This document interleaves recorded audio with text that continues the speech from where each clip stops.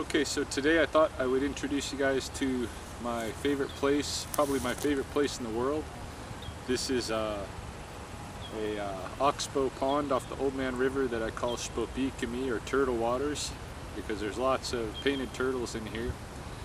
And this is the site of what has been to me a long-term study of phenology, which is the seasonal behaviors of plants and animals all through the year.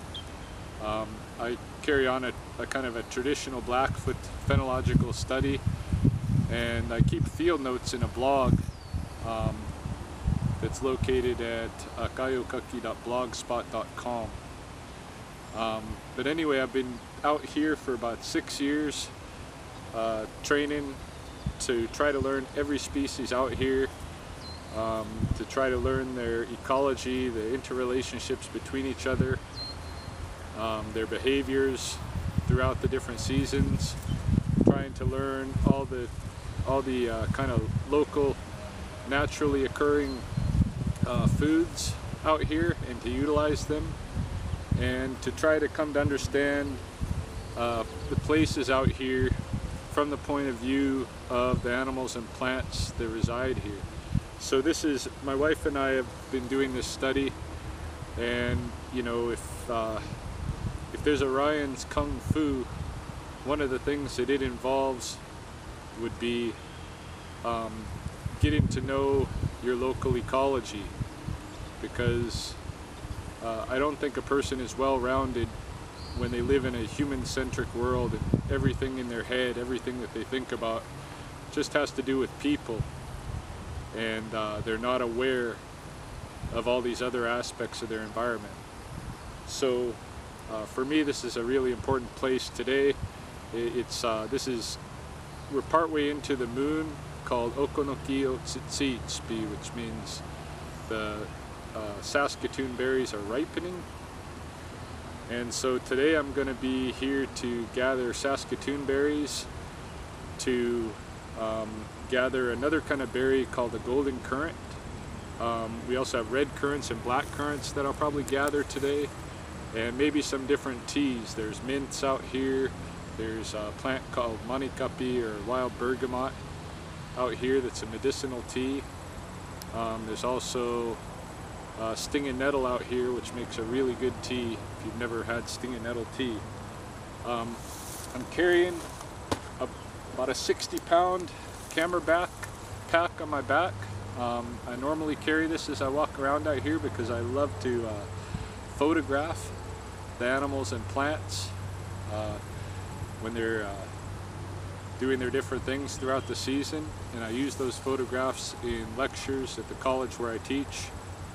I'm also wearing heavy ankle weights. These are, well, not heavy, but about 5 pounds on each leg. So essentially, I'm walking around with an extra 70 pounds. And so I'm going to take a walk around and gather some of these plants, and we'll see what else we run into. I'm always looking for training opportunities, more spontaneous, but then I can make them part of a routine out here. And it's so hot today, I'll probably end up in the river swimming at some point.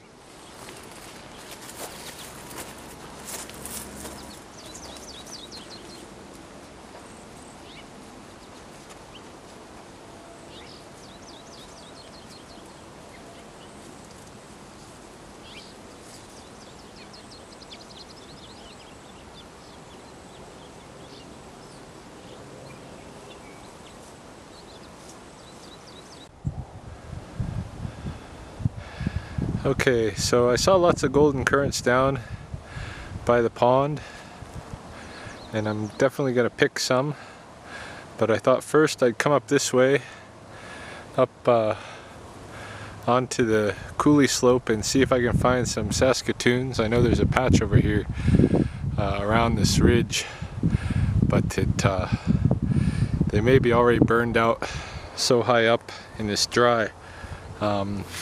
This is an example how dry things are. This here is that plant moss, or prairie turnip, that I showed on another video a couple of weeks back, closer to my house, which is a few miles away. And by my house, this plant was green. Right here is just absolutely dry and seeded out. So I'm gonna dig this one up. It's not a huge one, so I don't know how big the root will be, but check it out just as an example. This would be, yeah, the ground is probably very hard and dry too, so it's always a chore to try to dig these out. But I've got my little crowbar with me today.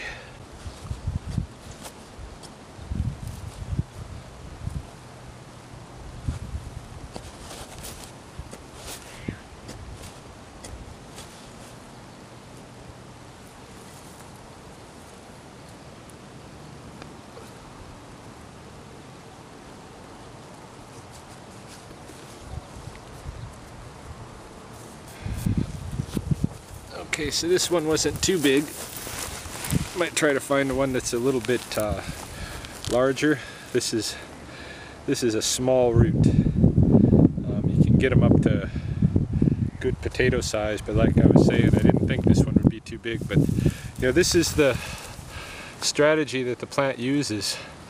Once it's played out its flowers, it very quickly turns into a dry stalk. This stalk, as soon as it gets a little wind here, this stalk breaks off and becomes a tumbleweed, and you'll never find the root.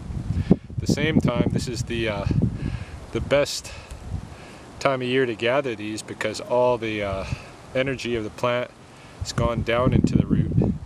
And so if you're going to gather them at all, you want to get them right at that turn between the seeding out and when it gets to be a tumbleweed, like now.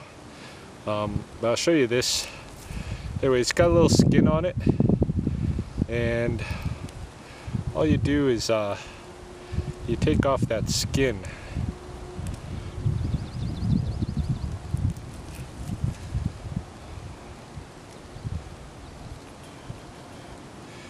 It's kind of like peeling a turnip, but like I said before, it doesn't taste like a turnip.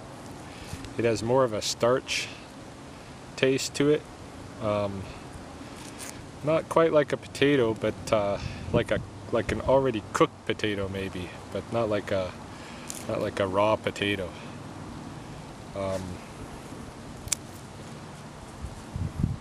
Yeah, so you peel off that skin, you have a white starchy root, and what you can do with this is, what I do with it is I take it and I chop it up into little like coins.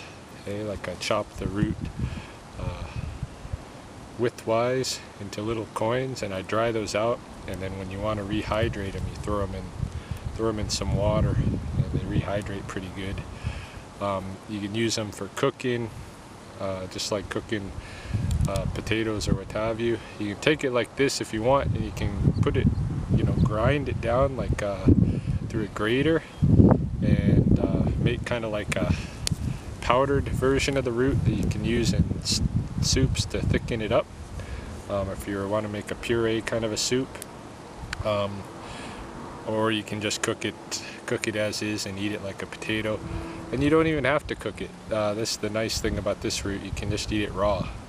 And it's rather soft and just good starch energy.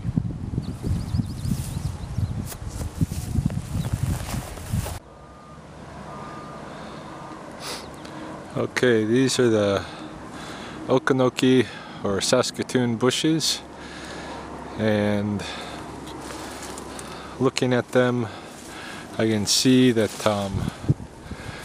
there's really no berries left. The birds have beat me to it, and that's fine. That's what I deserve. This Okanoki are kind of like blueberries, and really they're probably the best tasting berry out here. and they're easy to store. You can dry them, sun dry them, and they rehydrate real easy.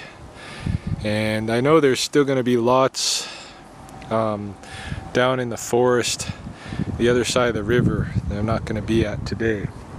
But hopefully my wife and I can get down there and get some of them before they're out of season. But this is the good lesson, hey? That you know, you just have brief opportunities with all of these real foods, that when they're ready, you know, you've got to pick them, gather them, hunt them, what have you, fish them. But if you miss the window, the seasonal window for them, and it's not defined, the seasonal window is not defined by the state's laws or anything like that. The seasonal window is when these berries ripen. That's when it's time to pick them, and you gotta know that they're ripe. You gotta be watching all the time and know that they've just turned ripe. It's time to pick. And if you miss that window, you're just gonna miss out on the berries. And the same thing like with the roots I just showed you, moss. If you miss out on that window when you're supposed to pick it, then you don't get any moss. And I think it's a real important lesson. You know, you can know all kinds of, you can be the best martial artist in the world, but what happens if you get, you know, if you have to survive off the land and you don't know anything about it? You can be as strong as you want to be, but you're not going to survive. So I like learning this stuff, and I like it for the nutrition as well, because this is nature's food. Right next to the okonoki though, we can see here are the other berry I was looking for, the golden currant. There's not quite as many up here on the coulee slope as there is down at the pond, and to make gathering easier, I'm going to go for those ones down at the pond. But in any case, at least I checked up here and I saw the situation. We're going to have to get our okonoki berries really quick in the forest where it's shady and there's more of them. Yeah, so I picked another couple of moths anyway on the way back down. I'm almost over to the pond now, and I'm gonna stop there and pick quite a few golden currants. Again, these moths aren't examples of the largest roots you can get, but they're still pretty decent, and this would have been one of the dietary staples of indigenous plains, and it's a really good plant to know. In any case, if you want to have a natural foods diet and you live anywhere on the plains. This is the one bush I'm going to really work off of, and we'll see if I get any further than that. That's a lot of berries on that bush though, so we'll find out. But I noticed down here there's a certain butterfly. I don't know if you'll be able to see it. I don't know if it'll let us get close enough before it flies off, but it's called the viceroy, and it's a real interesting butterfly. It mimics the monarch in its appearance, and it does this because a monarch eats off of milkweed. The monarch larvae feed off milkweed, and so monarchs, milkweed is generally pretty poisonous to most animals. So the monarchs taste bad, and by mimicking the appearance of the monarch, the viceroys keep themselves from being eaten by birds. Here he is down here. See him spreading his wings there? Like I said, I don't know how close he'll let us before he takes off.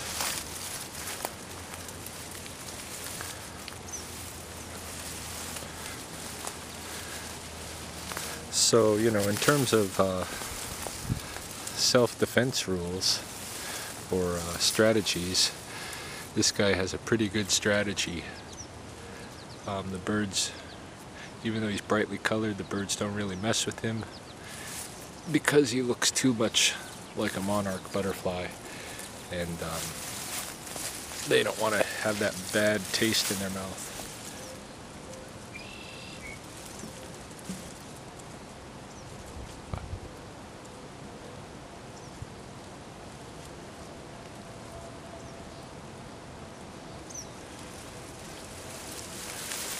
Okay, so I'll just leave him alone.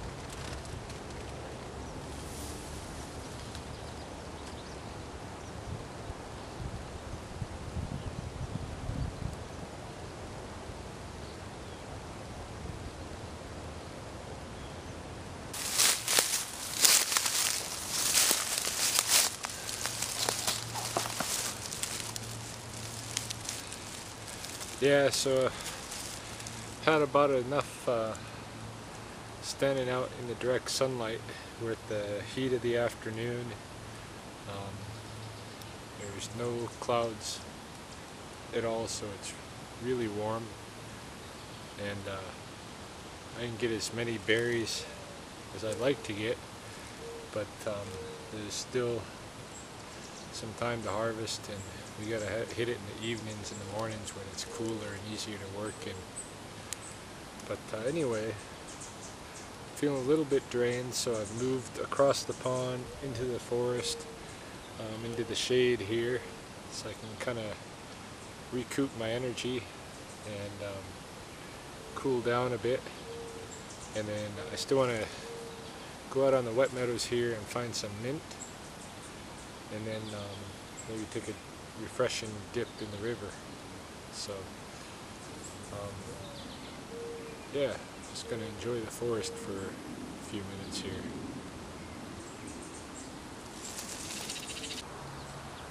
My main purpose for spending time out here is to learn the ecology of this place, to learn all the plants, to learn all the animals, to learn their seasonal lives and how they're interrelated, and to learn about nutrition, the natural abundance, and how to survive off of that. I mean, there's some part of my diet every day that includes something that I've harvested or dug, trapped or fished or hunted. This morning, for instance, my breakfast was wild goose egg, which I collected a whole bunch of them earlier on in the season. And again, you had to really know that window when they're just caching their eggs and they're not incubating them yet, in order to get the good eggs. And I got a couple of hundred of eggs, and when they're being cached like that, they have kind of a oily layer outside of the egg that keeps oxygen from getting in, and as long as you get them during that time, you can keep those eggs for like 9 months and they're still good. So I'm still eating goose eggs that I collected like 4 months ago. But there's lots out here, and I think it's important to know this stuff. Like this plant right here, this is wild licorice, and it's got real sugary root, and it's good to eat the root, you know, raw. The old time buffalo runners, the young men who would run after, they would chase the bison, they used to chew on this root for energy during their run. And but in any case, you can cook it as well, you can eat it. It's good to know that.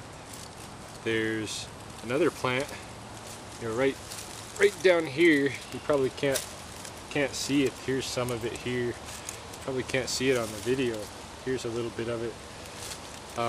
That plant, you can use the root. You can dry it and grind it up and use it as a blood coagulator to stop bleeding wounds. And it's got a natural antiseptic in it. It's starflower Solomon seal is what the plant is. I know all these plants out here, and I know how to use them for food or medicine. I think part of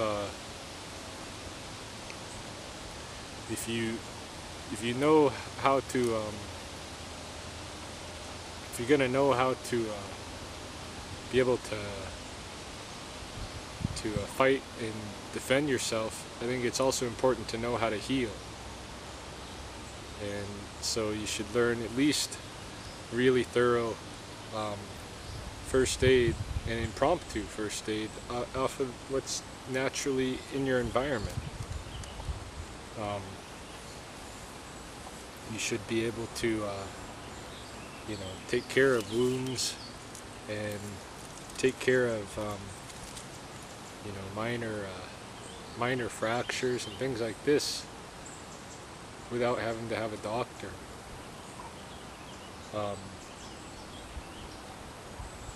I'm mainly am trying to be a more complete human being, and I don't think that somebody is necessarily a full human being if they can't even just get along in their environment.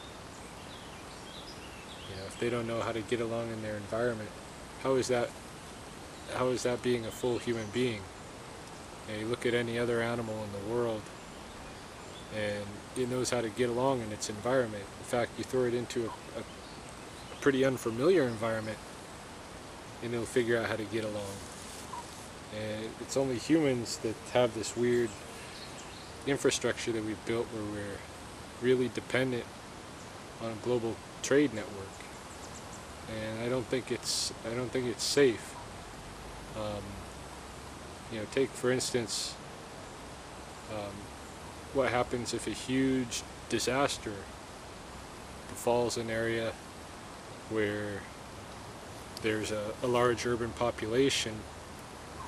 What you end up with is chaos. You look at what happened in New Orleans, and this is a real famous North American city in the United States, and you end up with total chaos over a hurricane and a flood, and where people are dying and people are killing each other, and cops are turning against the citizens, this kind of thing.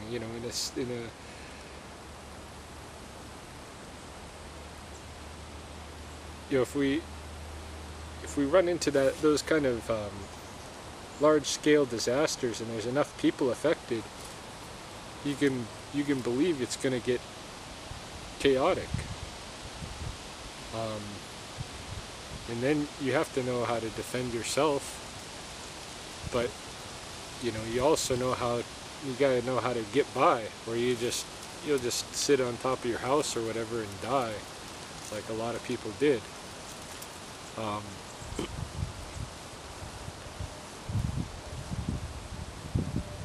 I don't know. I mean, it's not like I'm myself that I'm preparing for the apocalypse or anything like that. I mean, really, like I said, my big thing for being out here is to be more of a full human being, and by that I mean being aware of my regional ecology, and to the extent that I can, being aware of how to survive out here, how to live out here. Not just not just surviving on the basics, but being able to live fairly comfortably if need be. And I think, you know, this is the kind of knowledge that's necessary anyway. I think if we're going to get ourselves out of the environmental wreck that we're in, the best way to do that is for people to be educated on their natural ecology, their regional, local ecology. Because if you know all of the animals and plants in your place and how they're interrelated, you're going to raise more of a fuss when you see developers and you know, industries going in and wrecking vital habitat, these kind of things. So, you know, there's a lot of good reasons to pursue this kind of knowledge, and I just enjoy it myself. I'm out here in all seasons, and there's always something different going on. And I like to know that rhythm, and to what extent I can to be a part of it.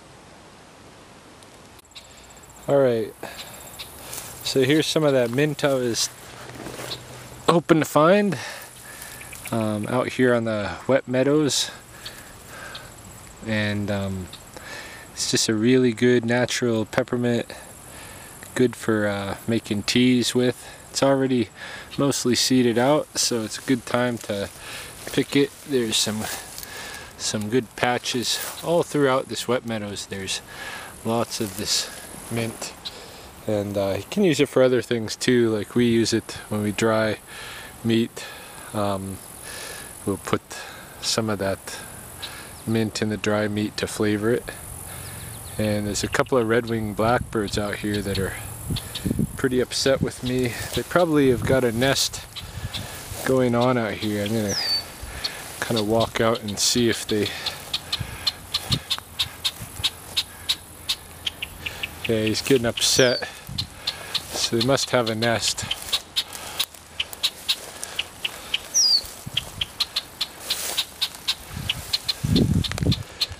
Yeah, it's right here though, it starts getting really wet where these cattails begin. Start getting really wet, and there's no doubt his nest is in these cattails. That's what they like to do, is make kind of a basket nest over the water if they can. And these cattails, sometimes they get pushed out by the yellow-headed blackbirds who are a little bit bigger. But this year here on the wet meadows, there's lots of space. Might as well, while I'm here and there's cattails here, show you something else that's worth knowing. Cattails, pretty much year-round, are useful plants, and the entire plant is edible, and it's just a real useful plant. This time of year, the thing that you want to get if you're going to mess with the cattails is, hold on a minute, there's two hands to pull this sucker out.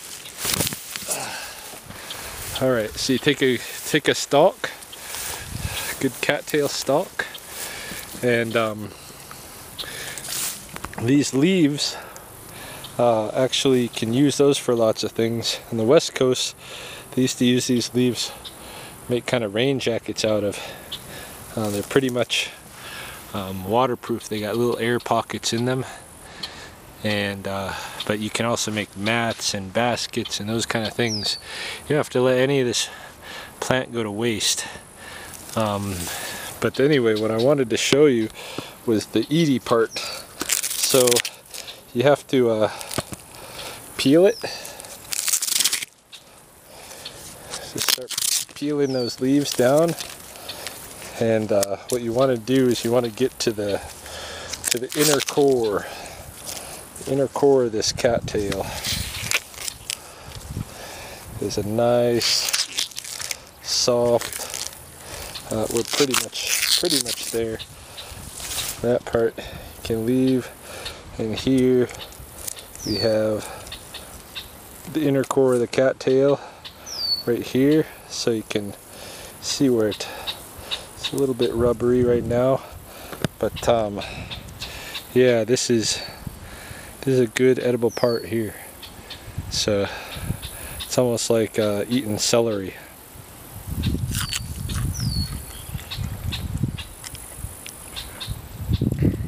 Tastes good too.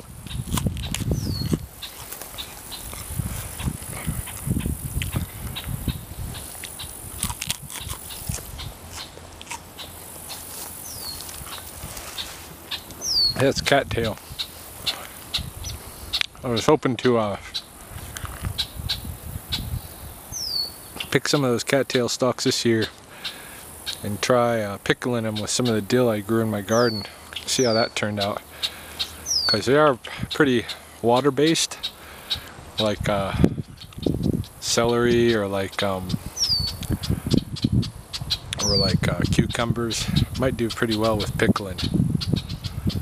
Anyhow, I'm gonna pick some mint.